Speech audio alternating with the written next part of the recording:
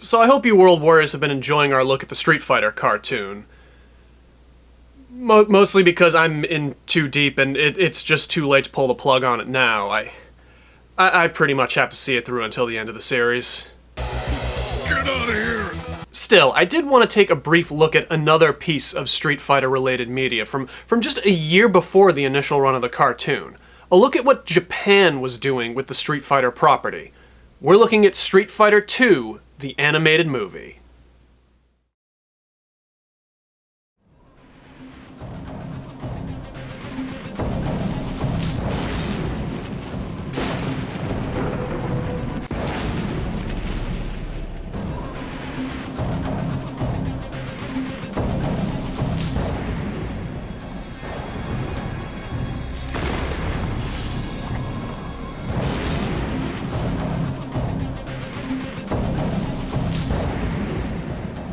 (1994's Street Fighter II, the animated movie was produced by Group TAC, an animation studio probably best known for their work on the space battleship Yamato series. The first time I ever saw this movie was part of the Street Fighter Anniversary Collection on the PS2 way back in 2005. And it's worth noting that there are a lot of different versions of this movie due to various cuts, dubbing, censorship, soundtrack, mixing, MPAA rating. Hardcore fans will definitely have their favorite version of this movie, but in the grand scheme of the movie itself, the changes are largely negligible. The version we'll be looking at is the 2006 Uncut, Uncensored, Unleashed. The opening credits waste no time in throwing us right into the action with the final battle from Street Fighter I, Ryu vs. Sagat. And holy friggin' hell, what a way to start this movie off! First of all, just the general aesthetic of 90s anime is something that I really miss a lot. And that setting, just the open field at night during a storm, friggin' Christ, it is so simple, and yet this would become such an iconic image that Capcom actually made it into a stage in Street Fighter Alpha 2. From there, we move forward in time to London where, hey, drug-free! Raise your fist in the air! Drop free! Raise your fist in the air! Where Cammy pops out from a crowd to assassinate a politician, and after completing her objective, is taken down. Get the hell off me, you! What the hell's going on? Chun-Li's giving the briefing in her fight dress because friggin' anime and fighting games. Other than Chun-Li, they're actually pretty good about what characters are wearing. We'll see Balrog in a tux, Sagat wearing pants, casual Ken. They're a lot better about it than the cartoon, at least. But yeah, turns out the assassination isn't quite as straightforward as it initially appears. According to our data, Shadowlaw is creating its own terrorists by manipulating the victim's subconscious. Oh yeah. So one regrettable change in this movie is the name change from Shadowlaw to Shadowlaw. Which, I mean, time period appropriate, I guess, because it sounds 90s edgelord as fuck, but that's kind of the friggin' problem. It sounds 90s edgelord as fuck. But yeah, Shadowlaw, they're brainwashing fighters into becoming terrorists. Chun-Li gives us a little PowerPoint on our main villains, and funny enough mistake, you can actually see that they forgot to change the character names in their bios from the Japanese version, so Vega's still named Balrog, and Balrog and Bison. She's sent to go partner up with Guile for this investigation, but he's just having none of it. And as a result, we get some pretty incredibly priceless reaction faces from Chun-Li. Huh? What do you mean, Captain? Hey, brushhead! This is not a request! Also, she called him Brushhead. Brushhead! Switching sides, we get a look at Shadowlaw and their Saturday morning cartoon villain base inside the face of a giant Thai mountain sculpture. Maybe this is where they initially got the inspiration for cartoon Bison's bases of the week. I mean, I don't even think the cartoon has had anything that grandiose yet. Either way, we learn their objective: find and brainwash Ryu. Speaking of Ryu, he's training on a mountain because I mean, of course he's training on a mountain. You're pretty much always going to find Ryu on, like, a mountain, or by a waterfall, in a field, or on a boat. That's pretty much it. I mean, unless he's getting into trouble in town. Hey, I didn't say anything. Fighters don't take smart-ass remarks lightly around here, chicken. He drops some jobber, and that leads us into a fight with Fei Long. Again, much like the Sagat-Ryu fight, the quality of this movie's combat scenes are top-notch. They look friggin' great.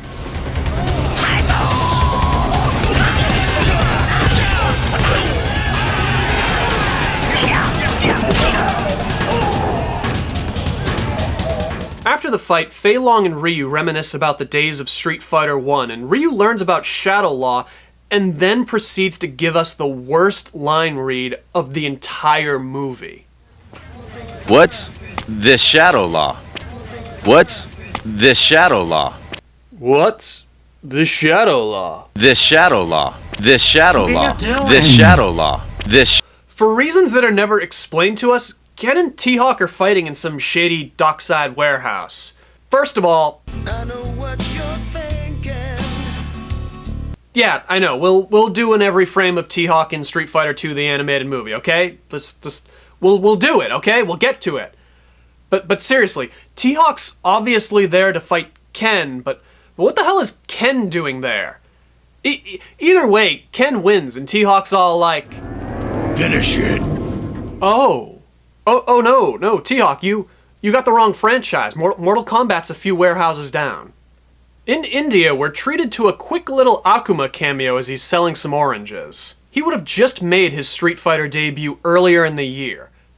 Dhalsim and Honda are having something of a comical fight, with the latter wholly unable to really catch Sim, and then friggin' Sim just decides he's gonna use, like, a psychic assault on Honda.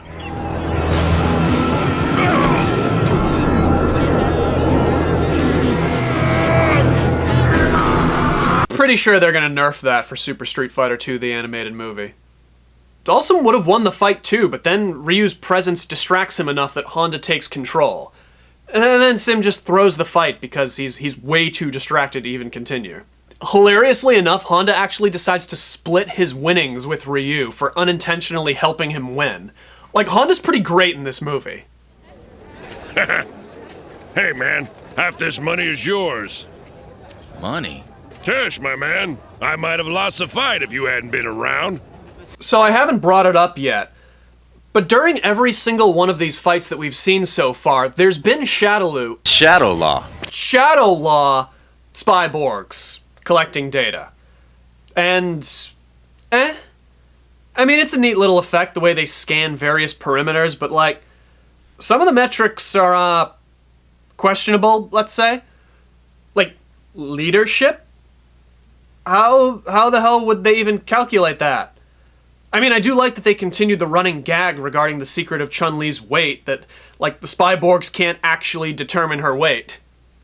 Back at Shadowlaw HQ, everyone gets kinda impatient, and they just say fuck it to finding Ryu and just decide to brainwash Ken instead because close enough.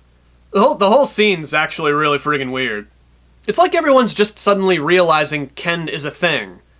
Like, he's the young, hot, rich son of a hotel tycoon. He's basically Paris Hilton if Paris Hilton could do a Shoryuken, which, I mean, I guess now that I think about it, I don't know that Paris Hilton can't do a Shoryuken.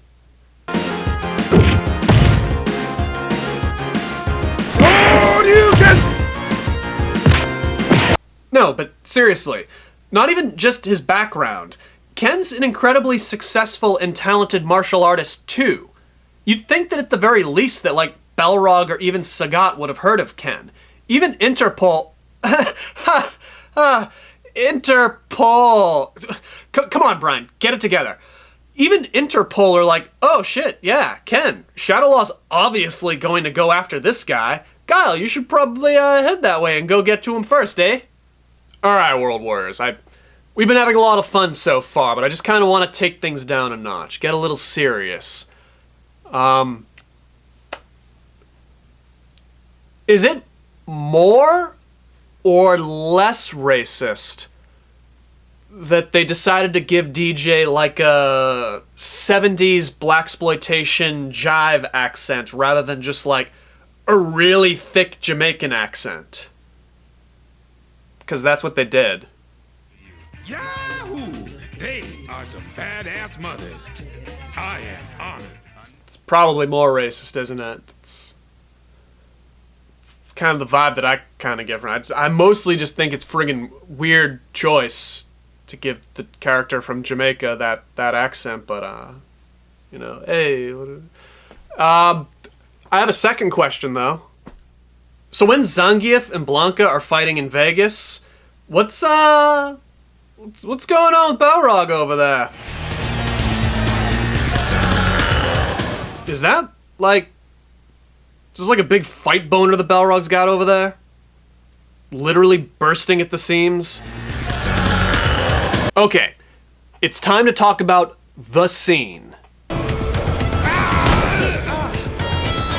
No. We already went over that. I know. T-Hawk frames enough. Sorry, I meant the other scene. You know the one. This movie's kind of famous or infamous for the fact that there is a nude Chun-Li shower scene. And yeah, there sure are some 2D anime titties. But like, in all seriousness, this scene is so much more. The way that it's set up and the tension that they build almost makes you feel like you've completely switched genres.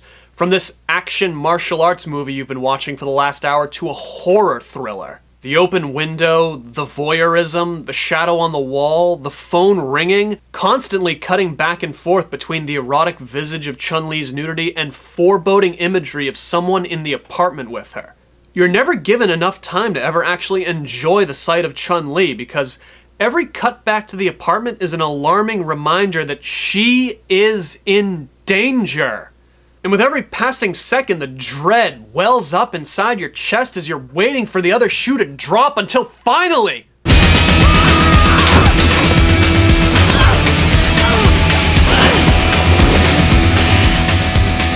KDMF.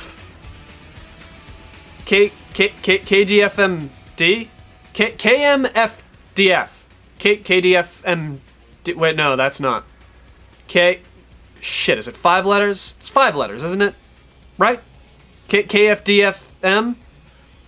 Oh. Vega attacks her with German Industrial. And as if the build wasn't already amazing enough, this is easily the best fight in the movie.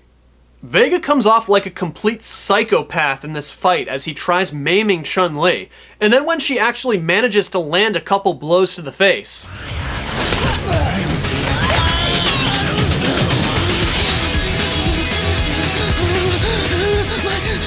My beautiful face is ruined! You bitch, I'll make you suffer! Beautiful. There's couch throwing, Chun-Li lands a spinning bird kick, and to close, she friggin' kicks him right through the wall of the apartment, leaving Vega to presumably plummet to his death.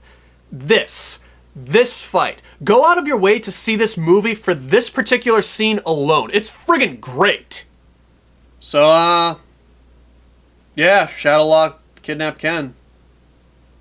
I don't even like Ken! So I felt like there was kind of like a 20-minute lull in the plot after the Chun-Li Vega fight. I mean, it all kind of builds towards the climax fine, but like, Ken gets kidnapped and brainwashed is pretty much the sum of it, and it's not particularly interesting. Of course, we've been kind of spoiled here when it comes to Bison brainwashes. Maybe if, like, there were monster houses, or Ken getting bullied by giant versions of the Street Fighter cast, or maybe being forced to fight as sexy zombie Chun-Li. That might have saved this part of the movie. Okay, on second thought, probably not. But third thought, though, yeah, I would have saved it. Anyways, on a mountaintop in Thailand, the final showdown, the main event. It all leads to this moment. You can't escape from crossing fate. Ken versus Ryu. Bison versus Guile. Balrog versus Honda? Yeah, turns out, like, Ryu's just been having a solid bro down with Honda this whole time. You know, throwing back some bruises. Bruce-I? Just doing bro things, you know? It really pays being Ryu's friend. You get to win against Dalsim, easy payday, you get a main event spot in the final battle of the movie. It's great being Ryu's friend. Oh, I mean, unless you're Ken, I guess. I don't even like Ken! But back to Honda's final battle. What's going on with Balrog's eyes? And you are? I'm a welcome wagon. It's nice to meet you, friend. Nice to meet you, friend. Other than that, yeah, it's a solid melee. Bison's portrayed as a complete beast, bodying Guile pretty quickly. Emotions run high in the flashback-filled fight between Ken and Ryu until Ken's finally turned back. They finally start a double-team assault on the final boss and this was a good fight to end the movie on. The faces prevail, Interpol destroys Bison's stronghold, happy endings all around. Our film ends with Ryu hitting the road once again to go find the answer to why he fights, or some shit. Whatever, obligatory Hulk reference.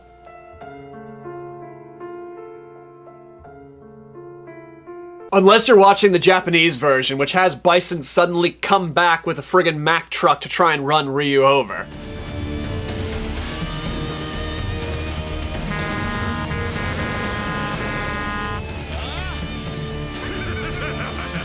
Okay, final thoughts.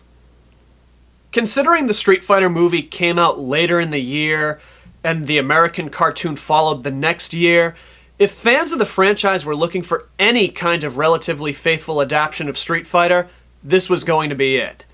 To understand just how important this movie was, all you need to do is look at all the times it's either been referenced or had material directly lifted from it and inserted into the games. The field where Sagat and Ryu fought at the start of the movie, Cammy and Zangief wearing red capes, how Ryu got his iconic headband, the plot of Ken being brainwashed by Bison and forced to fight Ryu, all of that made it into future Street Fighter games. Having taken a brief look at the live-action Street Fighter movie and now going through the American cartoon, looking at this Street Fighter movie was a friggin' breath of fresh air. But it's time to get back into the sludge. So I hope you enjoyed this reprieve while it lasted. I'm Brian CrowMn for a CrowMn Review, and I'll see you next time, right here, on a CrowMn Review.